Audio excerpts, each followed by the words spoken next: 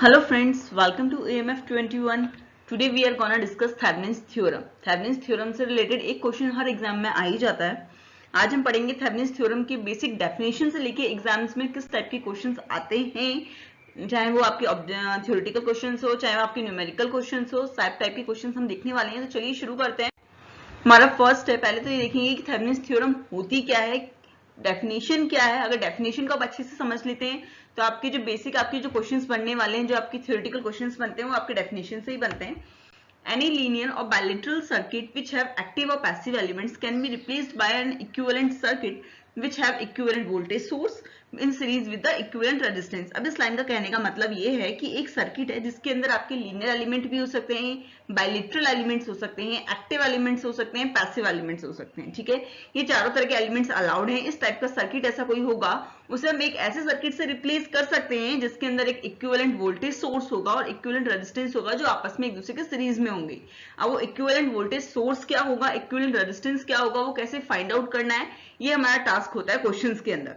पहले जो equivalent voltage source है वो एक ओपन सर्किट वोल्टेज सोर्स होता है. जो वोल्टेज निकलता है वो जो आपका लोड टर्मिनल होता है, जिस कोई पॉइंट्स होता है आपके जो लोड के, उसके अक्रॉस निकाला जाता है. तो पहले आपको पता रखना है कि इक्विवेलेंट जो वोल्टेज सोर्स है वो VTH होगा, जो होगा आपका एक ओपन सर्किट वोल्टेज. तो सबको रखना है, इसे बोलते हैं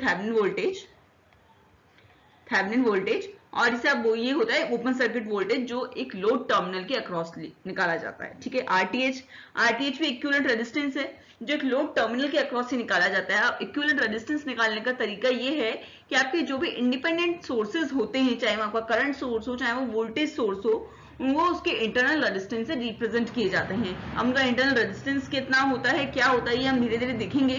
पहले आपको VTH और RTH क्या होता है ये पता होना चाहिए. VTH है आपका थेवेनिन इक्विवेलेंट वोल्टेज और RTH है आपका इक्विवेलेंट रेजिस्टेंस. ठीक है, और आपका सर्किट कैसा होना चाहिए, इसके अंदर लीनियर एलिमेंट्स चलेंगे, बायलेटरल एलिमेंट्स चलेंगे, एक्टिव एलिमेंट्स अलाउड हैं, पैसिव एलिमेंट्स अलाउड है. तो देखिए इसके ऊपर कैसे क्वेश्चंस बनते हैं. ये आपका एक सर्किट हो गया, इसे बोलते हैं थेवेनिन इक्विवेलेंट सर्किट. इस तरीके का सर्किट बनेगा. ये आपका VTH होगा, या RTH होगा, या आपके सीरीज में हो गया, यहाँ आपका लोड हो गया.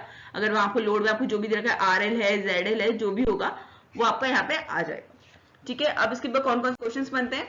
इस टाइप के क्वेश्चंस आपके एग्जाम्स में पूछे गए हैं already. Thevenin's theorem can not be applied to. अब मैंने आपको बताया पैसिव अलाउड है, एक्टिव अलाउड है, लीनियर अलाउड है और बायलेटरल अलाउड है, पर नॉन लीनियर एलिमेंट्स अलाउड नहीं होते थेवेनिन्स थ्योरम में. अगर आपके किसी सर्किट के अंदर नॉन लीनियर एलिमेंट्स हैं तो वहां आप थेवेनिन्स थ्योरम अप्लाई नहीं कर सकते हैं. तो इसका आंसर हो जाएगा आपका C, नॉन लीनियर सर्किट.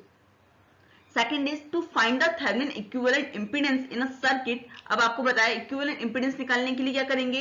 एक तो आपको लोड टर्मिनल के अक्रॉस निकाला जाता है. अब लोड टर्मिनल के अक्रॉस निकालने के लिए जो आपके इंडिपेंडेंट वोल्टेज सोर्सेज या फिर करंट सोर्सेज हैं उनको उनके इंटरनल रेजिस्टेंस से रिप्रेजेंट किया जाता है. अब वोल्टेज सोर्स का इंटरनल रेजिस्टेंस कितना होता है आपका 0. अब वोल्टेज सोर्स का होता है आपका 0 और आपका जो करंट सोर्स होता है उसका होता है इन्फिनिटी. अब वोल्टेज सोर्स 0 है मतलब आपका रेजिस्टेंस 0 है, मतलब ये शॉर्ट सर्किट हो जाएगा. और आपका करंट है जो उसका इंटरनल रेजिस्टेंस है इन्फिनिटी, यानी वो हो जाएगा आपका ओपन सर्किट. तो इसका अंदर फर्स्ट ऑप्शन है जो ये कह रहा है all independent voltage sources are short circuited and the all independent current sources are open circuited. अगर ऐसा कर देते हैं तो हम जो हमारा इक्विवेलेंट इंपीडेंस है वो फाइंड आउट कर सकते हैं. तो इसका आंसर हो जाएगा A. Third is question is can we use Thevenin's theorem on a circuit containing a BJT. अगर किसी सर्किट के अंदर BJT है तो क्या हम थेवेनिन्स थ्योरम लगा सकते हैं. अब देखो इसके अंदर ये था कि हम लीनियर एलिमेंट होना जरूरी है. अब BJT हमें पता है कि लीनियर एलिमेंट नहीं है, नॉन लीनियर एलिमेंट है. तो इसके अंदर आपका आंसर हो जाएगा B. नहीं, अगर कोई नॉन लीनियर एलिमेंट है तो उसके अंदर हम कोई भी थेवेनिन्स थ्योरम नहीं लगा सकते हैं. ये तो होगा हमारे उसके बेसिक क्वेश्चंस बनते हैं कि कौन कौन से आपके जो थ्योरेटिकल क्वेश्चंस बन सकते हैं वो ये हो गए. अब इस पे कुछ न्यूमेरिकल्स देख लेते हैं जो एग्जाम्स में पूछे गए हैं. इस टाइप के न्यूमेरिकल्स आपके SSC JEE आप कोई भी आप स्टेट एनर्जी बोर्ड के एग्जाम्स दे रहे हैं, वहां पे आपके क्या होता है कि 1 या 2 घंटे एग्जाम होता है और वहाँ अराउंड 100 क्वेश्चन आते हैं. तो वो आपको ज्यादा लेंथी क्वेश्चन नहीं होते. तो इस टाइप के क्वेश्चन वहां पे आते हैं. ये सारे क्वेश्चन आपके एग्जाम्स में आए हुए हैं. तो चलिए इन्हें देखते हैं. हमारा फर्स्ट क्वेश्चन है, एक सर्किट गिवन है जिसके अंदर आपको 20 ओम और 80 ओम का रेजिस्टेंस आपके पैरेलल में गिवन है और एक 16 ओम का रेजिस्टेंस है, 1 एम्पियर का करंट सोर्स है. हमें निकालना है थेवेनिन रेजिस्टेंस एंड वोल्टेज, यानी आपको एक VTH और RTH फाइंड आउट करना है. तो VTH निकालने के लिए अब देखो VTH क्या निकलेगा, इस पॉइंट के अक्रॉस निकलेगा. VTH पॉइंट AB के अक्रॉस निकलेगा. अब देखिए जो वोल्टेज यहाँ पे होगा वही वोल्टेज के अक्रॉस होगा, यहाँ पे भी वही वोल्टेज होगा, बिकॉज 16 ओम के अंदर कोई करंट फ्लो होगी ही नहीं। क्यों नहीं होगी? बिकॉज यहाँ ओपन सर्किट है, ओपन सर्किट में करंट कभी फ्लो होती ही नहीं है, तो यहाँ पे क्या होगा, कोई करंट फ्लो नहीं होगी। लेकिन हम 80 ओम के अक्रॉस अगर वोल्टेज ड्रॉप निकाल लेते हैं तो हमें VTH फाइंड आउट हो जाएगा। अब VTH कैसे, अब यहाँ पे इसके अक्रॉस वोल्टेज ड्रॉप कैसे निकलेगा? आप यहाँ पे मान लीजिए VTH है, लगा दो नोडल एनालिसिस, अब हो जाएगा VTH divide by 80 plus VTH divide by 20, और यहां से करंट ये हो जाएगी +1 इक्वल्स टू 0। ये आपका लग गया है KCL। ठीक है, अब इसे सॉल्व करेंगे अपन, तो ये आ जाएगा आपका VTH plus 4 VTH divide by 80 equals to -1।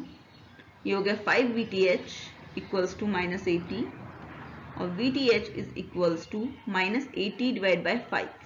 अब बात ये माइनस साइन ये रिप्रेजेंट कर रहा है कि आपकी जो करंट है वो A टू B फ्लो नहीं हो रही है, आपकी करंट हो रही है B टू A फ्लो, तो इसलिए आपका साइन आया है माइनस। तो ठीक है, माइनस का मतलब ये है कि आपकी करंट है वो A टू B ना आके, आपकी करंट जो अगर जाती है, अगर यहाँ पे कोई रेजिस्टेंस है, आपका ऑब्वियसली कोई लोड होगा बाद में, तो वो लोड के अंदर की जो करंट जाएगी वो B टू A जाएगी। ठीक है, अब निकालते हैं RTH। RTH के लिए बताया कि जो भी आपके इंडिपेंडेंट सोर्सेज हैं उनको उनके इंटरनल रेजिस्टेंस हमें रिप्रेजेंट करना है। अब यहाँ पे दे रखा है आपका करंट सोर्स। अब करंट सोर्स क्या होगा? ओपन सर्किट से रिप्रेजेंट होगा, तो यहाँ पे आपका जो सर्किट हो जाएगा वो सर्किट इस तरीके से बनेगा आपका, ये 20, ये 80, और यहाँ आ गया आपका 16। ठीक है, और ये हो गया आपका ओपन सर्किट। ओपन सर्किट से हमें कोई लेना देना है नहीं, यहाँ तो कोई करंट जाएगी ही नहीं, तो आइए अब 20, 80 और 16 इसका निकालते हैं। तो क्या करेंगे, 20 पैरेलल 80, और इसे हम कर देंगे सीरीज के अंदर 16 के, तो इन दोनों का पैरेलल कॉम्बिनेशन का क्या हो जाएगा, 20 इंटू 80 डिवाइड बाय 20 प्लस 80, वो हो जाएंगे आपके 100 प्लस 16, यानी 16, यहाँ पे भी इसको सॉल्व करने पे 16 आएगा, और प्लस 16 यानी 32। ठीक है, ये क्वेश्चन समझ में आ गया होगा कि थेवेनिन रेजिस्टेंस और थेवेनिन वोल्टेज कैसे फाइंड आउट किया जाता है एक सर्किट का। हमें सिर्फ सर्किट को एनालिसिस करना है, सर्किट सॉल्व करना आना चाहिए, इस तरीके से हमारा ये सॉल्व हो जाता है। अब हमारा नेक्स्ट क्वेश्चन देखते हैं, find the Thevenin resistance across AB। दो इंडिपेंडेंट सोर्सेज गिवन है, एक वोल्टेज सोर्स है और एक करंट सोर्स है। ये रहा आपका वोल्टेज सोर्स और ये रहा आपका करंट सोर्स। अब इन्हें इनके इंटरनल रेजिस्टेंस से रिप्रेजेंट कर देंगे। इंटरनल रेजिस्टेंस क्या होगा, वोल्टेज सोर्स का होगा, हमें शॉर्ट सर्किट करना होगा, और आपका जो करंट सोर्स है उसको अपन ओपन सर्किट करना होगा। अब इसको अपन अगर शॉर्ट सर्किट करते हैं तो ये शॉर्ट सर्किट हो गया। अब शॉर्ट सर्किट करने पे क्या होगा, ये दोनों सीरीज में आ गए।